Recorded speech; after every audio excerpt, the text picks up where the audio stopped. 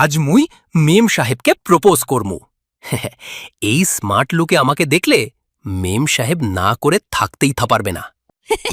ওরে বল্টু, এত সেন্ট মাখছিস কেন? ঘরের গন্ধে তো টেকা যাচ্ছে না। তুই কি বিয়া করতে যাবি নাকি? চাচা, আমি মেম সাহেবকে পছন্দ করি। আপনি যদি একটু ঘোটোকালি করতেন তাহলে কাজটা হয়ে যেত। ঘটকালি, মই তো ফ্রিতে কিছু করি না। মেম সাহেবের বাপের অনেক টাকা। তুই বিয়া করলে মোর পাও নাকি?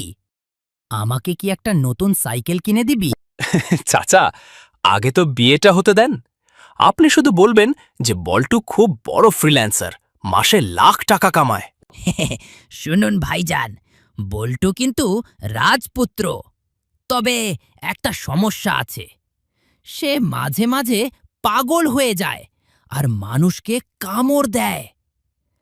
চাচা, হে কি বলছেন আপনি? মাইরা, দেখছেন কিপটা চাচার কাণ্ড? নিজের ভাতিজার বিয়েটা ভেঙে দিচ্ছে।